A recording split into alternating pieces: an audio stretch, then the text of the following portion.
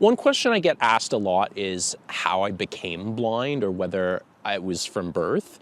I know a lot of people are not comfortable with that question or think that people shouldn't ask. And I agree that sometimes, after, especially if you've been asked a lot in one day, it can maybe get a bit wearing. But I really don't believe in censoring people. I think it's great if people are curious instead of reluctant to talk to you. So I think it's good to open up, answer their question, but then also, redirect the conversation and see if you can find some commonalities between the two of you. Welcome back. I'm Anthony McLachlan with Victoria Nolan, and that was Grant Hardy telling us about the question he gets asked most often about his disability. What about you, Victoria? Well, there is a question I get asked a lot that I think is pretty ridiculous. People ask me if glasses would help. No. Yeah, so I have a guide dog, but I didn't think of trying glasses. Ridiculous. How about you? Is there a question you get asked a lot? People are always curious about why my eyes are shaking, so I'll get that question pretty often. And does that bug you that people ask? No, I've kind of gotten used to it. Yeah, well, we did say that people could ask us anything. That's true. So let's hear from the rest of the presenters, starting with Alex Smyth.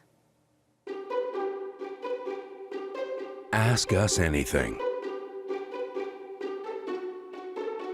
When I was young, the question I got asked most often about my disability was, what are those things in your ears? Because from the time I was 3 years old, I wore hearing aids. So when I was 4, 5, 6, 7, kids had never seen anyone with hearing aids before, so they were always very curious. And I was always open to answering, and I would always tell them, these are hearing aids. They help me hear. My ears aren't good without them. So it was a very simple response, and it was one of those things that helped them understand, and it allowed me to give a brief and simple answer.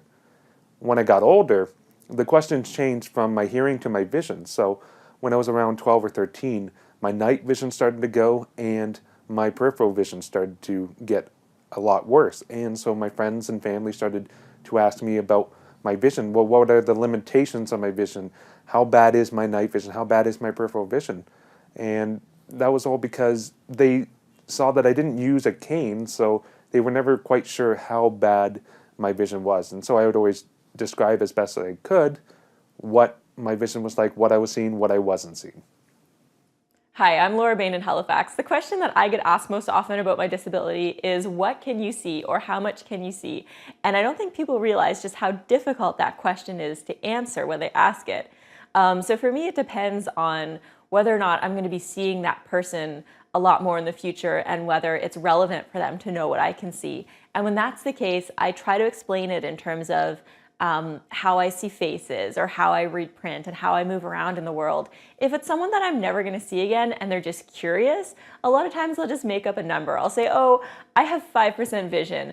I don't know if that's true, but it seems to satisfy them. So that's how I respond if I'm never going to see them again. I'm Shelby Travers, and the question I get asked most often about my disability is what level I can see at. When people look at me, they often think that I don't have any visual or sensory disability, which isn't true. So how I usually respond is just in a brief format of telling people what I can see, which is basically that I can put my hand in front of my face, and that doesn't affect my vision at all, and that it was caused due to a brain injury.